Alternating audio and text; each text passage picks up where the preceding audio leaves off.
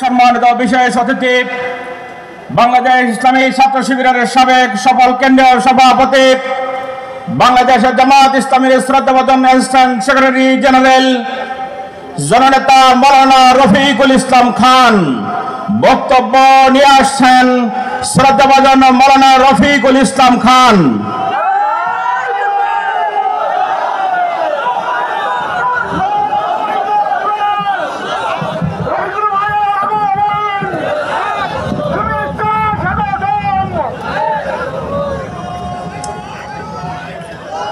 আলহামদুলিল্লাহি রাব্বিল আলামিন, আসসালাতু আসসালামু আলা রাসূলিহিল কারীম ওয়া আলা আলিহি ওয়া সাহবিহি আজমাইন।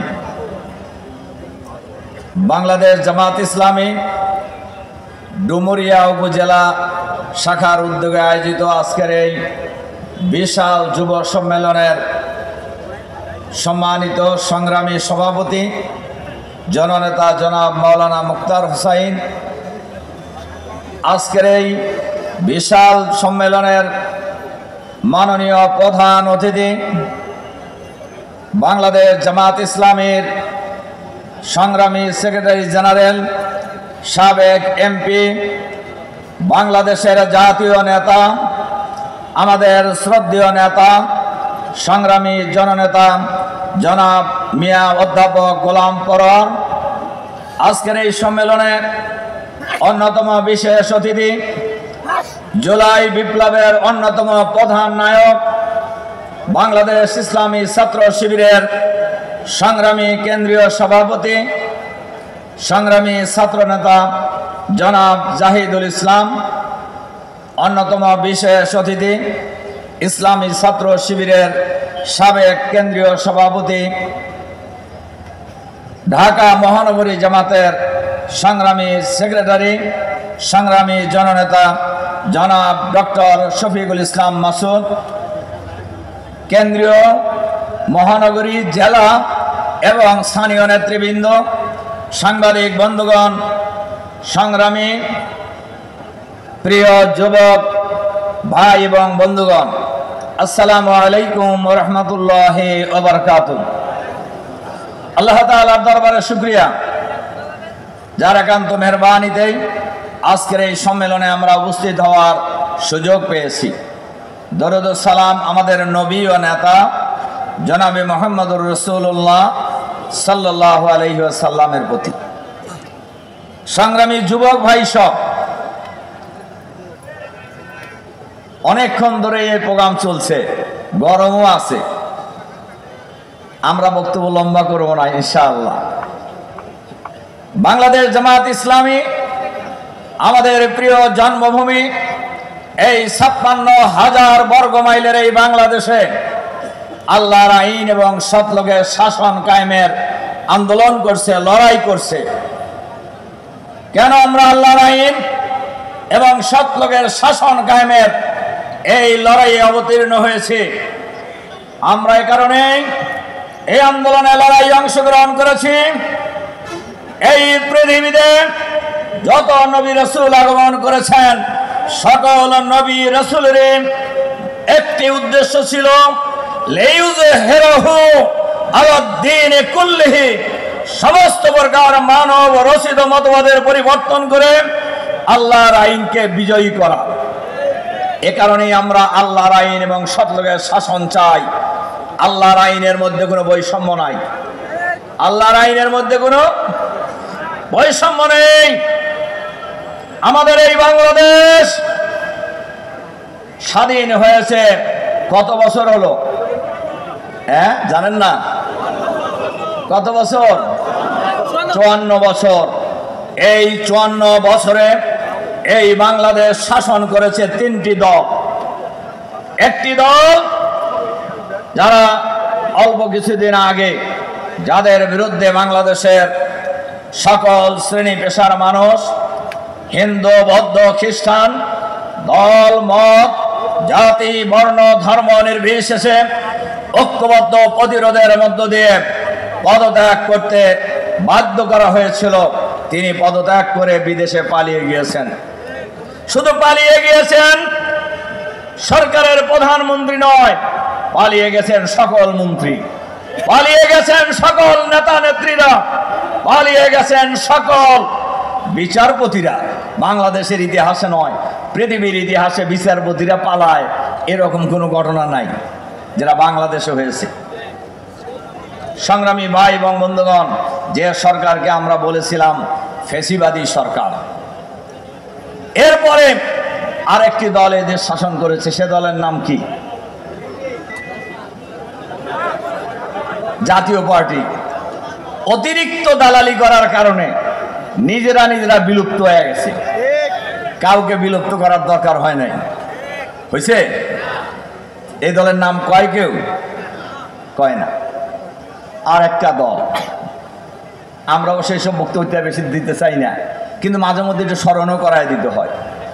এই দল যখন আগে ক্ষমতায় ছিল, বাংলাদেশকে বিশ্বের দরবারে কয়বার চ্যাম্পিয়ন করছে? দুর্নীতিতে 5 বার দুর্নীতিতে চ্যাম্পিয়ন করেছে। 5ই আগস্টের পর এখন পর্যন্ত এর ধারাবাহিক নমুনা কিছু দেখাইছে না? বলেন দেখাইছে কিনা? সব দেখাইছে। একেবারে চাঁদাবাজি থেকে শুরু করে বালু খাওয়া, পাথর খাওয়া পর্যন্ত শেষ করছে। এখন হয়তো আর কি খাবে জানি না। যার কারণে বাংলাদেশের গ্রামে গঞ্জে, শহরে, নগরে, বন্দরে, শাসক থেকে সচিবালয়ে একটি নতুন স্লোগান উঠেছে। সেই স্লোগান সব দল দেখা শেষ, এবার দেখবো জামাত ইসলামী বাংলাদেশ।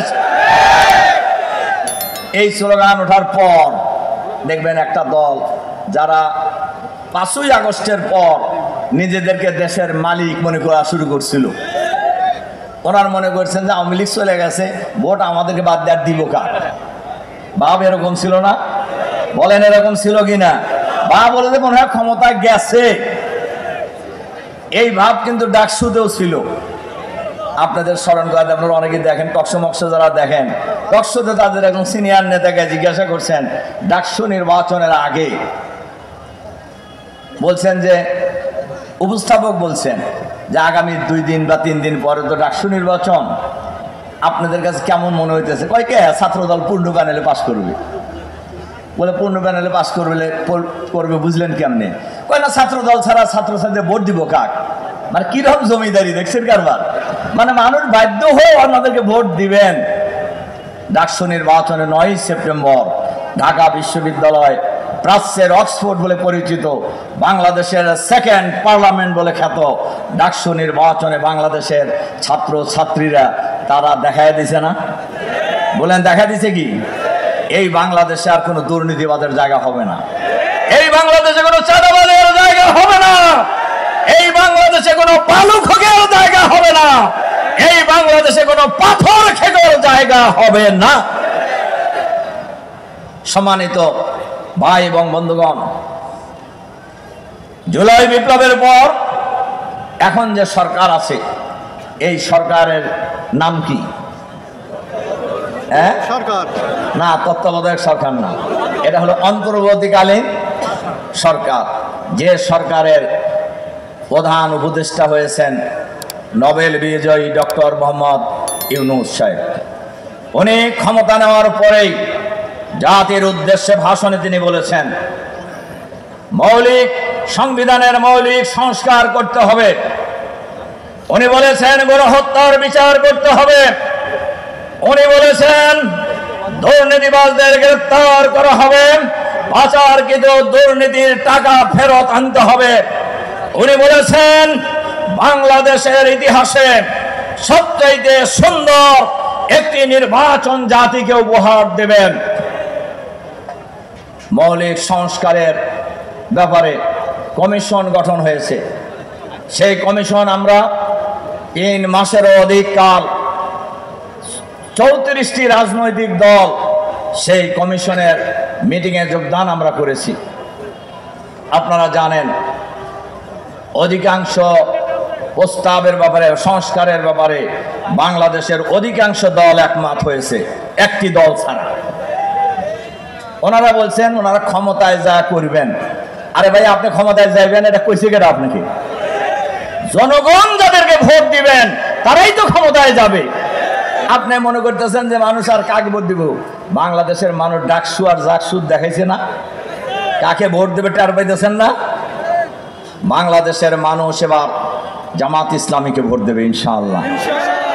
আর ইতিমধ্যেই বাংলাদেশের সকল ইসলামী দল এবং সমমনা দেশপ্রেমিক দল ঐক্যবদ্ধ হচ্ছে, একসাথে নির্বাচন হবে আগামী দিনে ইনশাআল্লাহ। ইতিমধ্যেই আপনারা লক্ষ্য করেছেন বিভিন্ন জরিপে যারা মনে করছে ক্ষমতায় গেছে তারা আর জামাতের ভোটের জরিপ কাছাকাছি না, আপনারা খেয়াল করছেন কিনা? আর সেই জরিপে 48% মানুষ বলছেন, 48% মানুষ কোনো মত দেয় নাই। মত দেয় নাই কেন? মত দেয় নাই আপনারা ইতিমধ্যেই বক্তৃতা শুনতেছেন, দাঁড়িপাল্লায় ভোট দিয়ে কেউ বাড়িতে ফিরে যেতে পারবে না, দাঁড়িপাল্লায় ভোট দিলে জিভা কেটে নেওয়া হবে। আমার এলাকায় যেটা শুনি ওখানে বলে যে খান সাহেব তো এমপি হবে বোঝা যাচ্ছে, কিন্তু জামাত ক্ষমতায় না গেলে ঘরে থাকতে পারবে কিনা এটা হিসাব করে দেখো। এই 48% লোক হলো এরা যদি সেই দলের প্রতীকের ভোটার হইতো তাহলে মত দিত কিনা? সেই দলের প্রতীকে মত দিতে কি আর কোনো ভয় আছে? তাহলে দিল না কেন? না দেওয়ার কারণ বাংলাদেশের বিশ্লেষকরা বিশ্লেষণ করে বলেছেন এই 48% মানুষের অধিকাংশ ভোটার হলো আগামী দিনে যার দাঁড়িপাল্লার ভোটার। আগামী দিনে এরা দাঁড়িপাল্লায় ভোট দেবে। সুতরাং আমরা বিশ্বাস করি আগামী দিনে বাংলাদেশের মানুষ দাঁড়িপাল্লায় ভোট দেবে ইনশাআল্লাহ, ইনশাআল্লাহ, ইনশাআল্লাহ। সংগ্রামী ভাই এবং বন্ধুগণ, এজন্য আমরা সবসময় বলে এসেছি গণহত্যার বিচার করতে হবে। জুলাই ঘোষণা এবং জুলাই সনদের আইনি ভিত্তি দিতে হবে।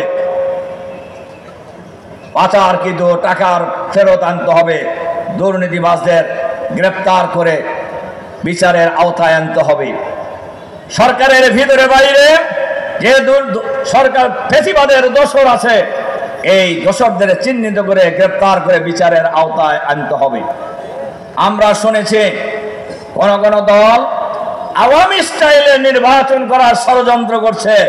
আমরা পরিষ্কারভাবে আজকের এই বিশাল যুব সম্মেলনে বলতে চাই, বাংলাদেশের মাটিতে আওয়ামী স্টাইলের কোন নির্বাচন বাংলাদেশের মানুষ করতে দেবে না ইনশাআল্লাহ। বাংলাদেশের মাটিতে ভোট কেন্দ্র দখল করা, দুর্বৃত্ত ওনার মধ্য দিয়ে সন্ত্রাসী কর্মকাণ্ড আর বাংলাদেশে চলতে দেওয়া হবে না ইনশাআল্লাহ। ওনারা মাঝে মধ্যে আমাদের একটু চোখ রাঙায়। আচ্ছা কোন তো দেখি যে দলের কর্মী সমর্থকেরা, যে দলের ভোটারেরা আল্লাহ ছাড়া পৃথিবীর আর কোন শক্তিকে ভয় করে না, সেই দলের কর্মীদের চক্ষু রাঙ্গায়া কোন লাভ আছে? বলে লাভ আছে? আমাদের দলের সংগ্রামী আমির, শহীদ আমিরে জামাত, দুর্নীতিমুক্ত মন্ত্রী, এ উপমহাদেশের অন্যতম প্রধান রাজনীতিবিদ, অন্যতম প্রধান আলেম মাওলানা মতিউর রহমান নিজামী সহ 11 জন শীর্ষ নেতাকে নির্বিচারে হত্যা করা হয়েছে। কিন্তু জামাত শিবিরকে দমন করা যায় নাই, জামাত শিবিরকে থামানো যায় নাই। জামাত শিবির বাংলাদেশের মাটিতে আগামী দিনে ক্ষমতার তার প্রান্তে ইনশাআল্লাহ। কাজেই চোখ রাঙ্গায় বেশি লাভ হবে না। এই জন্য আমি আপনাদের কাছে যে আহ্বান রেখে আমার কথা শেষ করতে চাই, ডুমুরিয়া ফুলতলায় জামাত ইসলামী যাকে এই আসনের আসন্ন নির্বাচনে মনোনয়ন দিয়েছেন আপনারা তাকে ভালোভাবেই চেনেন। বাংলাদেশের অন্যতম প্রধান দল জামাত ইসলামীর সংগ্রামী সেক্রেটারি জেনারেল, জাতীয় নেতা, তাকে ভোট দিলে জামাত যদি সরকার গঠন করে তাহলে ওনার পজিশন কি হবে এটা কি আর বলে বুঝাইতে হবে? এটা বোঝানোর কোনো প্রয়োজন নাই। আমি আপনাদের কাছে জিজ্ঞাসা করি, এই ডুমুরিয়াবাসী এটা ফিল করেন কিনা? ওনাকে নির্বাচিত করলে ডুমুরিয়ার একটা কথা মাঝখানে বলে নেই, তারপরে এটা বলি। সাংবাদিকরা আমাদের জিজ্ঞাসা করে যে ভাই, আপনাদেরকে যদি জনগণ মানুষ ভোট দিয়ে যদি ক্ষমতায় দেয়, 1 নম্বরে আপনারা কি প্রায়োরিটি দেবেন? আমি বলি আমরা 1 নম্বর প্রায়োরিটি দেব, বাংলাদেশকে আমরা কারাপশন ফ্রি বাংলাদেশ বানাবো, দুর্নীতিমুক্ত বাংলাদেশ আমরা বানাবো আগামী দিনে ইনশাআল্লাহ। শুধু যদি বাংলাদেশে দুর্নীতি বন্ধ করা যায়, আগামী 5 বছরের ব্যবধানে বাংলাদেশ বিশ্বের দরবারে মাথা উঁচু করে দাঁড়াবে ইনশাআল্লাহ। তাহলে কোন সরকার অথবা রাষ্ট্রপ্রধানকে ভিক্ষার ঝুলি নিয়ে মানুষের বাড়ি বাড়ি বিদেশে গিয়ে ধর্ণা দেওয়ার প্রয়োজন হবে না। আমি অনেক জনসভায় বলেছি, ভিক্ষা করে পোলাও খাওয়ার চাইতে কাম করে ডাল ভাত খাওয়া ভালো। ডুমুরিয়ার লোকেরা কি মনে করেন? ভিক্ষা করে পোলাও খাওয়ার চাইতে কাজ কাম করে আলু ভর্তা ডাল ভাত খাওয়া অনেক ভালো। সংগ্রামী ভাই এবং বন্ধুগণ, ওনারা আমাদেরকে বলেন, সাংবাদিকরা বিশেষ করে, যে আপনারা যদি ক্ষমতায় যান অমুসলিমদের কি হবে? আমরা বলি অমুসলিমরা সবচাইতে মর্যাদাবান হবে, অমুসলিমরা সবচাইতে ভালো থাকবে। কারণ ইসলাম একজন মুসলমানের যে নাগরিক অধিকার আছে, একজন অমুসলিমকে একই অধিকার দিয়েছে। একজন মুসলমান যেমন নাগরিক অধিকার ভোগ করবে, জামাত ক্ষমতায় গেলে একজন অমুসলিম ও সকল নাগরিক অধিকার ভোগ করবে ইনশাআল্লাহ। একজন মুসলমান তার ধর্মীয় অধিকার পালন করবে, একজন অমুসলিমও তার সকল ধর্মীয় অধিকার স্বাধীনভাবে পালন করার সুযোগ পাবে। আপনারা ইতিমধ্যেই দেখেছেন 5ই আগস্টের পর বাংলাদেশে 3 দিন যখন কোনো সরকার ছিল না, জামাত শিবিরের লোকেরা হিন্দুদের মন্দির পাহারা দিয়েছে, ব্যবসা প্রতিষ্ঠান পাহারা দিয়েছে, বাড়িঘর পাহারা দিয়েছে। বাংলাদেশে যদি আল্লাহর আইন এবং সত্যের শাসন কায়েম হয়ে যায়, তাহলে বাংলাদেশের সরকার অমুসলিমদের জান মাল ইজ্জত আবরুর নিরাপত্তা বিধান করবে ইনশাআল্লাহ ইনশাআল্লাহ। আমাদেরকে সাংবাদিকরা প্রশ্ন করেন, জামাত যদি সরকার গঠন করে মহিলাদের কি হবে? আমরা বলি মহিলারা সবচাইতে ভালো থাকবে। মহিলারা হলেন মায়ের জাতি, মায়ের জাতির মর্যাদা সবার উপরে। জামাত যদি রাষ্ট্র পরিচালনার দায়িত্ব পায়, মেয়েদের জন্য স্কুল কলেজ বিশ্ববিদ্যালয় মেডিকেল কলেজ সব থাকবে। মেয়েরা বিশেষ পরীক্ষা দেবে, আর্মি অফিসার হবে, পুলিশ অফিসার হবে, সচিবালয়ের সচিব হবে, ব্যাংকের ম্যানেজার হবে ইনশাআল্লাহ। তাহলে ওই ব্যাংকে আর কোনো মহিলাকে পুরুষের সাথে লাইন ধরে ধাক্কা ধাক্কি করে টাকা নেওয়ার দরকার হবে না। সুতরাং মহিলারা সবচাইতে ভালো থাকবে। আমাদের বক্তব্য পরিষ্কার, অন্তর্বর্তীকালীন সরকারের কাছে অনেকেই বলেন অন্তর্বর্তীকালীন সরকার একটা দলের পকেটে ঢুকে যাচ্ছে। আমরা বিশ্বাস করতে চাই না ইউনূস সাহেব আপনি কারোর পকেটে যাবেন। তবে আপনার আশেপাশে যারা আছে তারা যে জামাত ক্ষমতায় আসার বিরুদ্ধে একটা দলের পক্ষে কাজ করছে, এটা অনেকটা পরিষ্কার। তাদেরকে আমরা পরিষ্কার ভাবে বলতে চাই, দলবাজি করার যদি ইচ্ছাই থাকে সরকার থেকে পদত্যাগ করে রাজপথে চলে আসেন আমাদের সাথে, দেখা যাবে আপনি কত বড় নেতা। এজন্য আজকে আমরা পরিষ্কারভাবে বলতে চাই, জুলাই সনদের আইনি ভিত্তি দিতে হবে, লেভেল প্লেইং ফিল্ড তৈরি করতে হবে, সবার জন্য সমান অধিকার নিশ্চিত করতে হবে, ভোট কেন্দ্রে আইন শৃঙ্খলা পরিস্থিতির উন্নয়ন ঘটাতে হবে।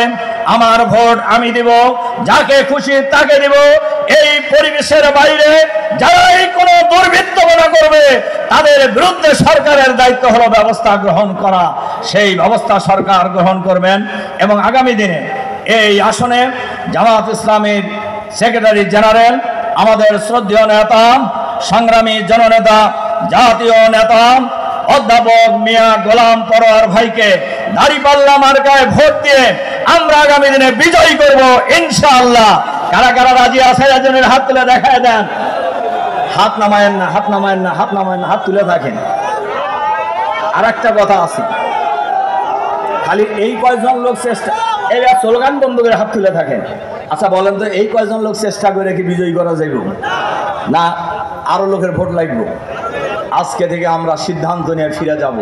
যার যার এলাকায় আমাদের মা বোন ভাই বোনেরা যারা ভোটার আছে, সকল ভোটারের কাছে আমরা এই মেসেজ পৌঁছে দিতে চাই, আমাদের প্রার্থী জাতীয় নেতা আগামী দিনে বাংলাদেশকে চাঁদাবাদ মুক্ত বাংলাদেশ, দুর্নীতি মুক্ত বাংলাদেশ, আধুনিক বাংলাদেশ, মানবিক বাংলাদেশ, সুন্দর বাংলাদেশ, সমৃদ্ধ বাংলাদেশ গড়ে তোলার জন্য যিনি আগামী দিনে বাংলাদেশের নেতৃত্ব দেবেন, আমরা তাকে ভোট দিয়ে বিজয়ী করব।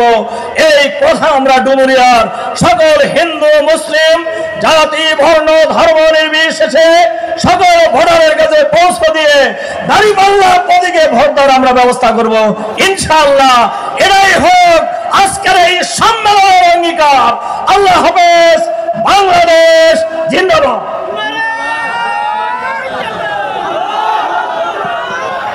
সংগ্রামী ডুমুরিয়াবাসী, আজকের ঐতিহাসিক ছাত্র যুব সমাবেশে